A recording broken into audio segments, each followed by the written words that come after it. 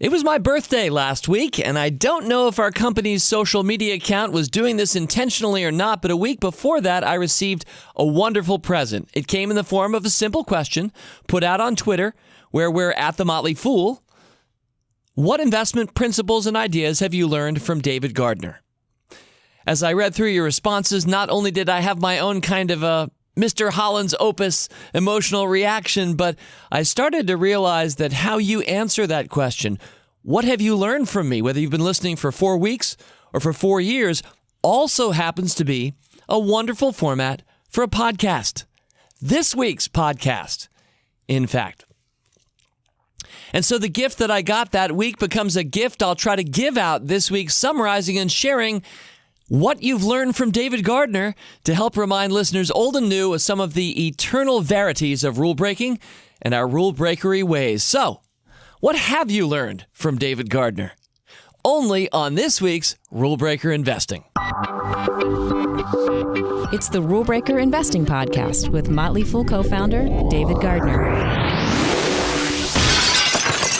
Welcome back to Rule Breaker Investing. Yep, it was my birthday last week. Thank you for some of the kind wishes. And as I mentioned at the top, I got a wonderful birthday present when I began to hear what you feel like you've learned from me. Now, I'm a little bit self-conscious entitling this episode, What Have You Learned from David Gardner? Because I'm the first to make jokes, especially about professional athletes who refer to themselves in the third person. Things like, what's ahead for Michael Jordan? And then Michael will say, well, Michael Jordan is thinking a lot about his future, this sort of a thing, right? Often it seems like the sports journalists kind of set up the athletes to use third person by asking them questions directly in the third person themselves. Anyway, so what have you learned from David Gardner? Well, here's David Gardner to share that back this week. But I hope it's clear that I realized as I read through the responses that it's a pretty good summary of a lot of what I've tried to teach in a very compact and efficient format. So if I'm doing my job right this week, you're going to be getting an info-rich, highly efficient view of how to approach investing, business, and life, but mostly investing, because that's what you tell me you're learning here on Rule Breaker Investing. So I have a bunch of Twitter comments. I'll read out some of your names, read out what you said, and just think together around these things. At the end, I think I'm going to tell a story that happened on my birthday when I was sitting in the back seat of an Uber. And so I'll share that at the end. But for now, let's stay focused here on investing. All right, I've lightly organized these, but mostly this is just a good-natured rule breakery ramble. So let's get started. First one I want to point out was Art Burke, who's at Despicable, but that's with B-U-L-L, like he's not a bear, he's a bull. He's at Despicable on Twitter. And Art said, I learned the difference between investing and trading, a very important lesson, period, end quote. And I wanted to lead off with that because I think a lot of us, when we first approach the stock market or money, or in this case, we'll go with the word investing, we don't really understand the difference between investing and trading. Art, thank you very much for pointing it out. And I wanted to lead off with this one because I think too much of the world is trading. A lot of people think as soon as you buy a stock, the first thing you should be asking is, when should I sell? What's my price target? And if it doubles, I'll sell half and leave the rest in. And people operate off of all kinds of short-term thinking and old saws that don't even really have never made sense to me in the first place. But the word investing, as I've often pointed out before, and I know I'll be doing it for years going forward, derives from the Latin word investire, which means to put on the clothes of. And so as I've taken some pains on this podcast to note, my favorite visual for thinking about how to approach money and the stock market, specifically your money in the stock market, is to think about people who go to sports games, baseball, football, hockey, basketball, soccer, and they're wearing the jersey of their home team. And they're not going to take off the jersey if their team loses that game that day. Well, maybe a few will, but I wouldn't call them investors. Those are the traders. Nope, the investors are going to keep that shirt on, and they're going to leave it on probably for years. And part of the reason they're wearing that shirt is because they love the team. They probably love the stadium or their fellow fans. It's kind of a tribal thing. They love their city. So much of our sports world is kind of geographically minded. Like, we're not talking about sports brands as much as we're talking about cities. That's typically how we've set up our sports leagues. They're geographically minded, but they're going to keep that jersey on. And so too should you be keeping that jersey on with your investment portfolio, finding companies that you love, that you want to be identified with for years, and looking to add to them over time, not buy and then right away sell and then try to guess where the price is going to go next or the market overall. And so, Art Burke, you got it. You've learned the difference between investing and trading. A very important lesson, as you say. And the reason it's so important is because you're going to make a lot more money doing the former instead of the latter. I'm sure that there are some good traders out there, but I know two things about good traders. One is they're few and far between, and it's probably not you, it's probably not me. Now, maybe it's you. I know it's not me. That's number one. Number two, even if you're really good at trading, boy, does that take a lot of your time and attention. Part of the reason I love investing is because my money does its work for me when I don't have to do anything. I can be off pursuing my own professional career or my hobbies or spending time at my kids' soccer games, not trading. Thank you, Art Burke. All right, next up, this is from Peter Rogner at Peter_R_AUS_H. One of the more ambitious Twitter handles. Peter, I hope I got that one right, but you sure got it right when you said this. You said what you've learned from me, quote, stocks always go down faster than they go up, but they always go up more than they go down, period, end quote. You say, I love that quote, and thank you, Peter. I love that you quoted it verbatim. You nailed it. Sometimes when I'm trying to lock down a quote that I want people to remember, and I'll have a few others later this episode, it makes me slightly sad if they change one of the words, we kind of get it wrong. You got that exactly right. I'm going to say it again, Peter. Stocks always go down faster than they go up, but they always go up more than they go down. I think I want to say something about both halves of that briefly. The first part, yeah, stocks go down faster than they go up. I think we've seen that some in recent months. We've seen some bad days. Within the last couple of weeks, there was a down 3% day for the NASDAQ. You're not going to find as many up 3% days in my experience for the NASDAQ. And forget about one day, sometimes just a whole month, or how about fourth quarter of last year, 2018, a whole quarter. I think my investment portfolio lost about 25% of its value in just one quarter at the end of last year. That happens a lot faster in my experience on the way downward. And then we have to kind of slowly creep and crawl back upward. Yes, there are some good days and good quarters, and we've had one. The first quarter of 2019 was an outstanding retracement where we kind of got back to where we'd started the fourth quarter of last year. We dipped down and came all the way back up. That's how it felt anyway. But stocks always go down faster than they go up. But that second part, they always go up more than they go down. And this is the key part of the phrase because it's self-evident. If you just take a look at a graph of the stock market over the last century, it starts in the lower left. It goes to the upper right. That is the reality, and I predict, as I have on this podcast, that that's what's going to happen in the next century. We're going to keep creating value for each other. That's what we do through business, and then we can co-own each other's enterprises. That's what we do in the stock market, and as we continue to innovate, we continue to improve the world and find better ways to serve you and me more cheaply or more amazingly. That's the story of capitalism done well, and it ends up resulting in decades and a century of gains. So stocks always go up more than they go down. A lot of people don't know this. I know you do, dear listener, but a lot of people don't realize that the stock market rises around 9 or 10% every year, compounded on average. Yes, there are years where it's down 29%. There are other years where it's up 45%. But take it all in all, an average gain of around 9 to 10% annualized, which is amazing. So, of course, stocks always go up more than they go down. All right, next one up is from Terry Chung at bat_Terry, like battery, but with an underscore right between bat and Terry on Twitter. Terry, you're just quoting what probably is my number one legacy line. Make your portfolio reflect your best vision for our future. I think this is pinned at the top of our @RBI podcast account on Twitter. It goes on from there. Always be thinking ahead.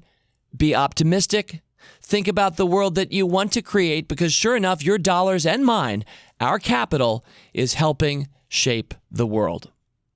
I don't think we need any mini rant or any additional sermon to speak to that one. I hope it speaks in a straightforward way, and a number of you pointed to that line. Mark Fitzgerald at MP Fitzgerald. You also said, make your portfolio reflect your best vision for our future. And Mark, you added that you think about that all the time, and that's how you invest. Well, I'm glad to know that that's how I invest, and I truly believe that the more people who understand that and invest that way, not only will they feel aligned where their money is leading directly toward their purpose in life and what they're trying to get done on this planet, but they're going to do a lot better as well. So rather than take a flyer on somebody else's dodgy stock, how about putting your money right in line with the companies that when you play it forward and think about the world 10 years from now, you're like, that's a better world.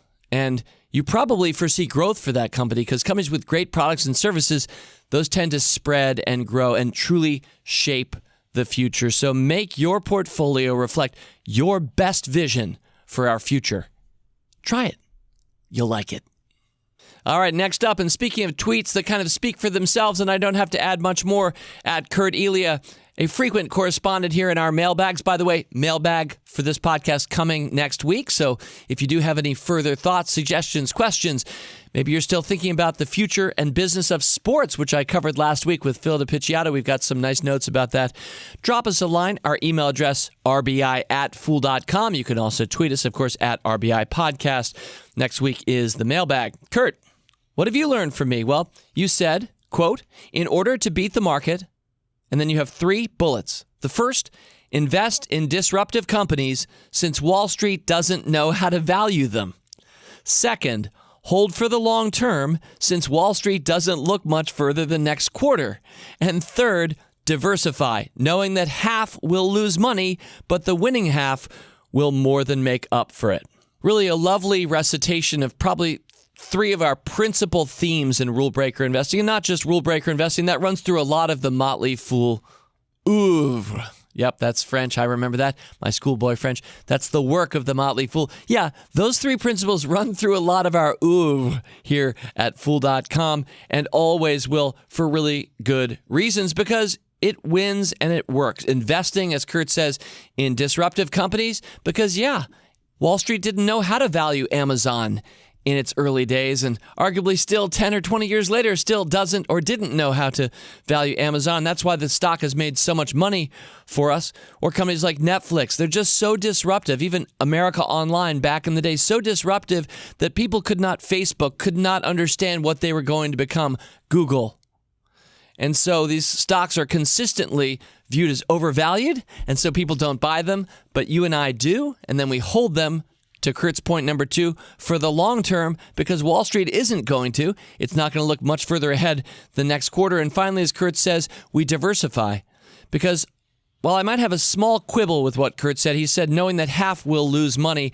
I don't think half of your picks or mine will lose money. Half will lose to the market averages. But if we're actually finding really good companies that reflect our best vision for the future and we're spreading it out, in my experience, you're going to make money with well more than half. But sure enough, a number will lose to the market, will be wrong, and lose some money. But the key here is your winners will wipe out all of the mediocrity, and then more so. So it is diversifying over the long term into these disruptive companies, as Kurt has summarized, that has proved so successful for us at Motley Fool Rule Breakers, and I know for so many of you, my fellow rule breakers out there in Podcastville. And then from there, let's go next to at Spirit Cat. And what have you learned from me at Spirit Cat? Well, you're saying add to your winners and hold for decades, not days. So yes, sure enough, there is that long-term focus and emphasis again, which is really at the heart of success for investors, capital I, worldwide. It's always been true. It's true today. It will always be true going forward. But then you add, and indeed a number of you added, the importance of adding to your winners. And why? Well, as I was saying, the 2018 theme, the leitmotif for this podcast. Why? Well, because winners win. And thank you, Ali Al-Lawati at Ali R. Alawati on Twitter for saying that's what you learned from me in this podcast. Winners win. Hey, what do winners do? Rick Engdahl, what do winners do?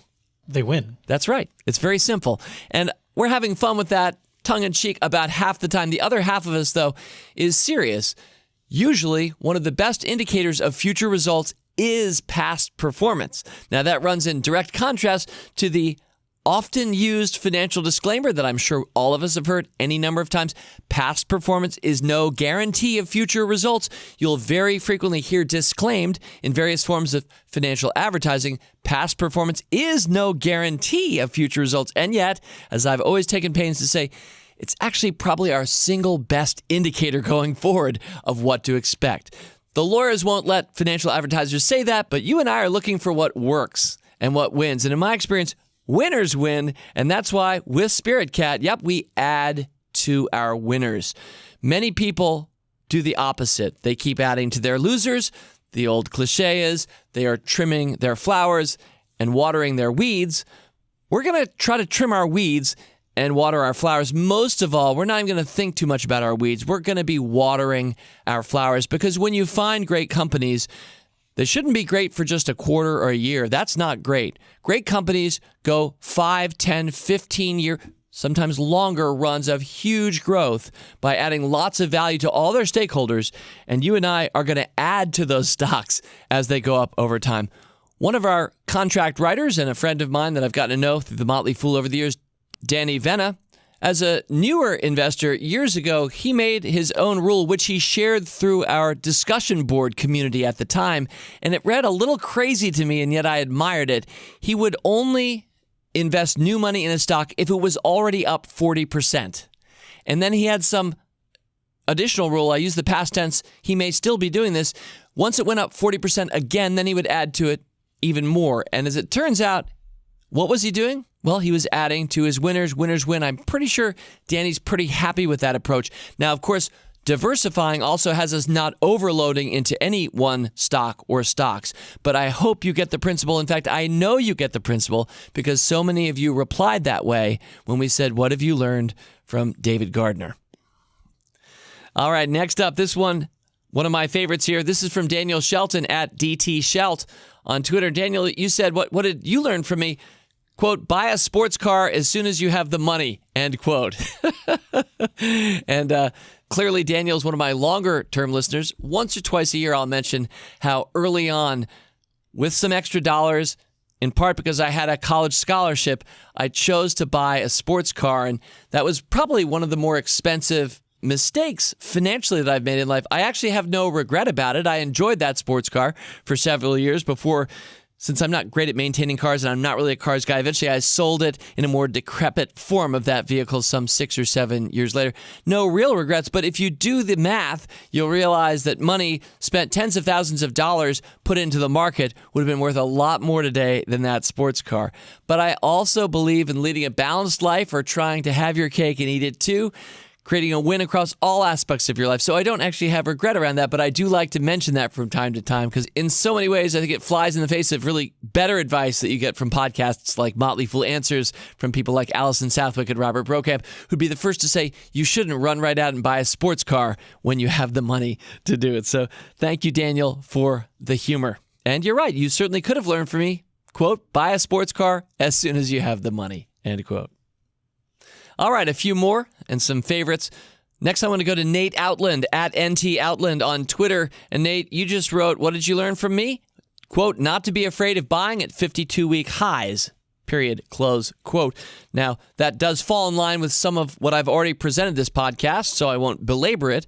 But in addition to adding to winners and finding great companies that you believe in, I do like Nate's emphasis on not being afraid of buying at 52-week highs. Now, that phrase, 52-week high, especially for investors or people new to investing, you're going to see very frequently quoted the 52-week high and low for a lot of stocks. And early days for me as a kid, when I was a teenager investing, I thought I should be looking at the 52-week lows. After all, buy low, sell high, the old saw goes. But it wasn't until probably reading William O'Neill's book, How to Make Money in Stocks, which, as I've said sometimes in the past, is both one of my favorite and least favorite investing books at the same time, because it has such some spectacular material and then some spectacularly off material. But at his best, what O'Neill has done and does for us is he reminds us, in fact, to look at the 52-week highs.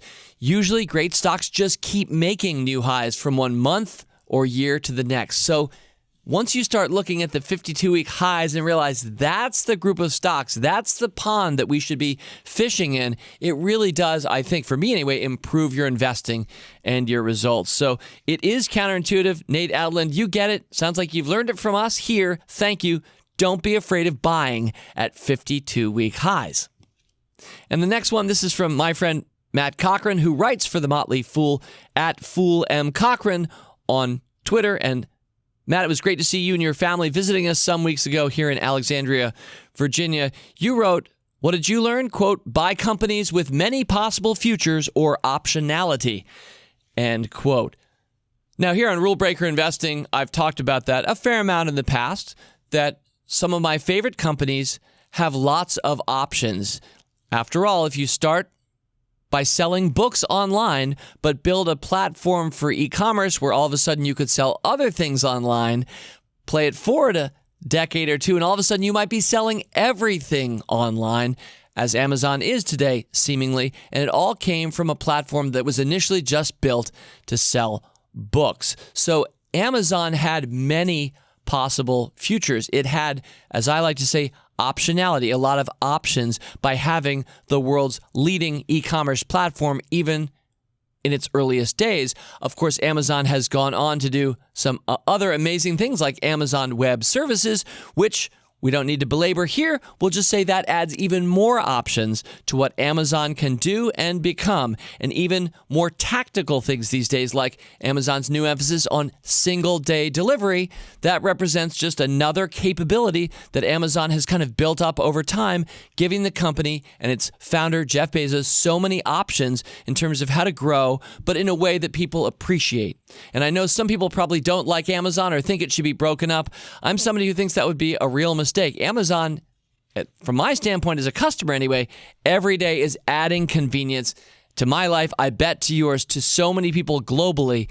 And to me, it might be the brightest crown jewel in the American capitalism crown. So much of this is looking for optionality, many possible futures. In fact, Matt, you went on to quote in that tweet, and I'll just read it, quote, the best businesses are able to evolve. Why does that matter? Well, just like in biological evolution, changes in external circumstances happen, and your organization needs to both be aware of those things and be adjusting itself to be relevant and or successful and or just survive into the next era by evolving. And one of the best ways that innovative companies manage to do this is often they have a second or third trick. And we call that, again, optionality. It means you have multiple possible futures, period, end quote. Just quoting from an essay I once wrote on the comparison between biological evolution and business evolution and how you need to succeed and pass your genes on to the next generation. The most successful businesses do, just like the most successful species do.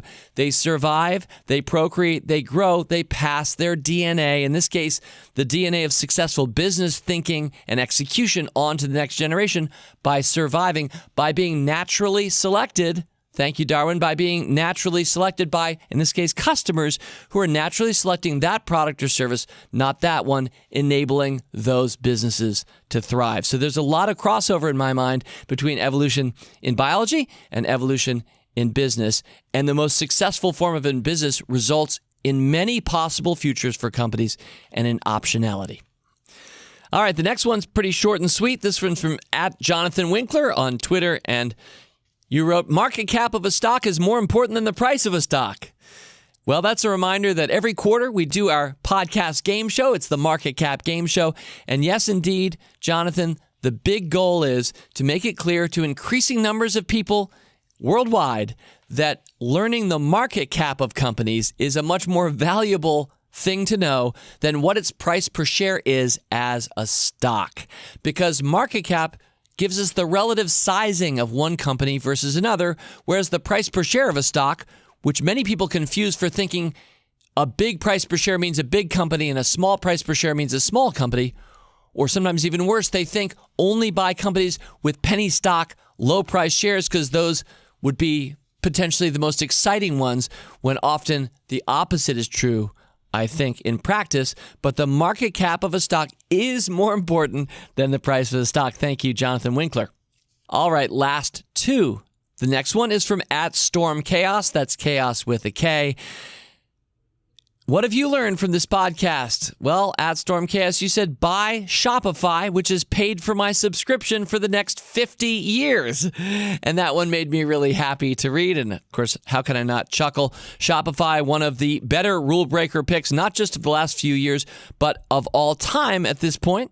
In fact, it was only February of 2016, so not much more than 3 years ago, that the stock was at $21.02 when we picked it in Rule Breakers for our members. Today it's at $264. It's up about 11 times in value, which is not bad for 3 years of returns. I'm really happy to say 1 month later, we re-recommended it right away. So that position is up 900% or so. And yes, for those who followed the advice, I sure hope that a stock like that, assuming you've invested in it, not traded it, I sure hope a stock like that will pay for many future Fool subscriptions. It's a reminder that if you look at our business just from our side of it, so sit in Fool HQ with me for a sec.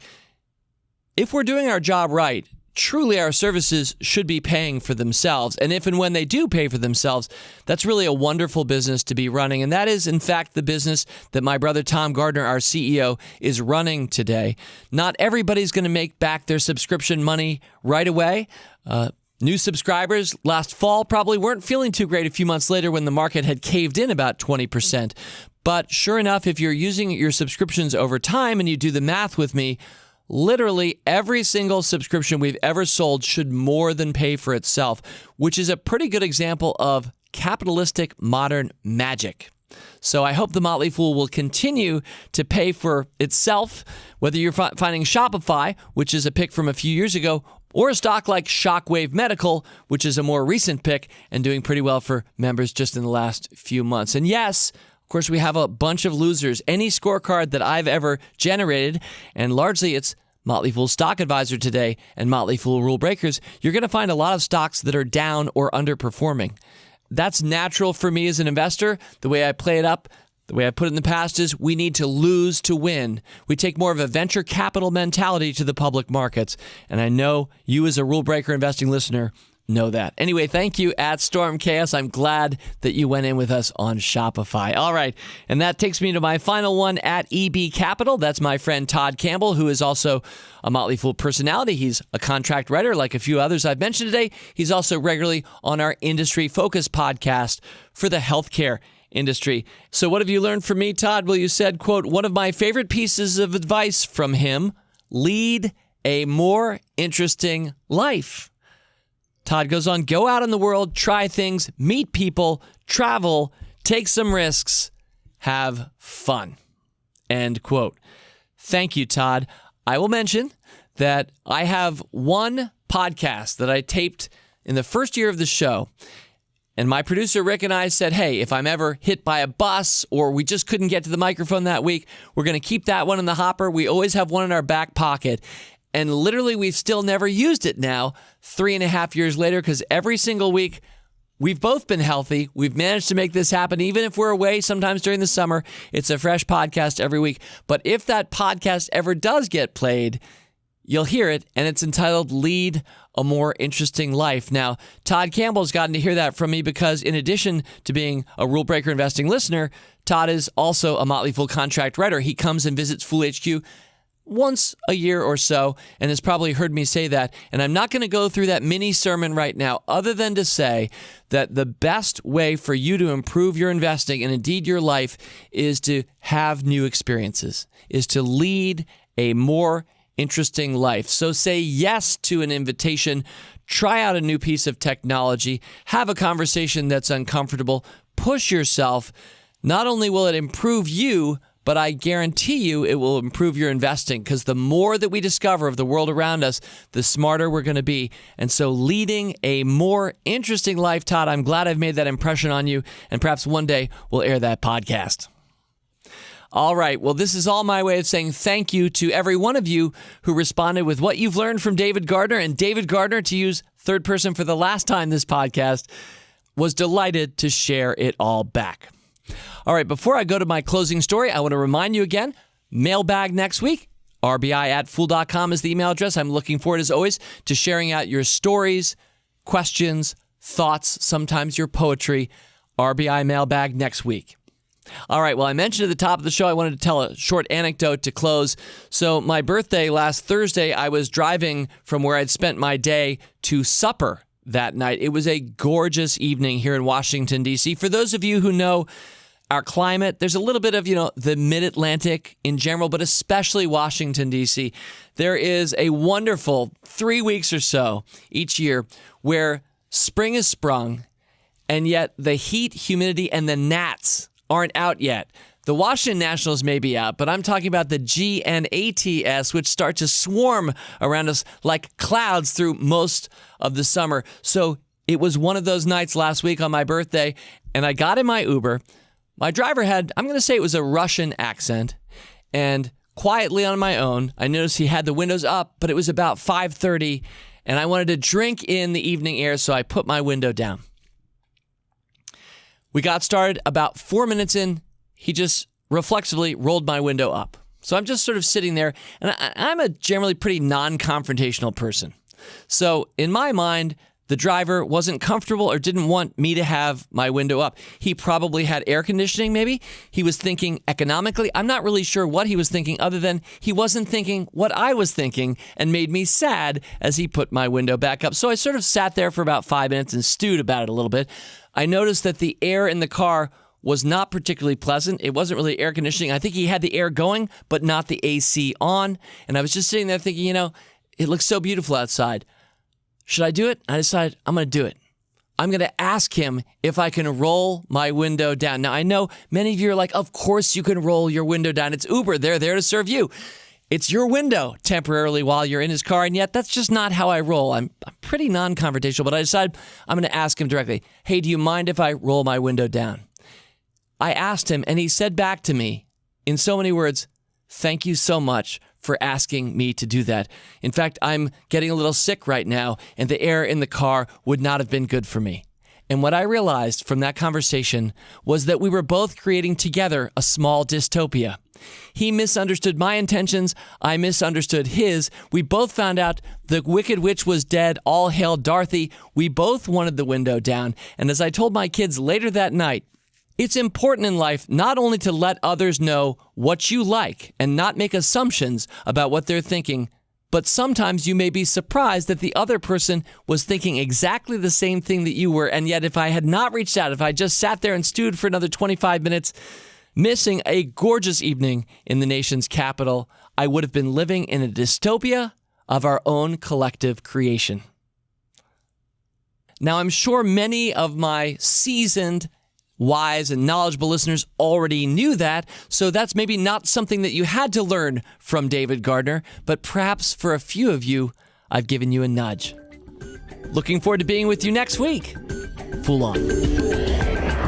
As always, people on this program may have interest in the stocks they talk about, and the Motley Fool may have formal recommendations for or against. So don't buy or sell stocks based solely on what you hear. Learn more about rule breaker investing at rbi.fool.com.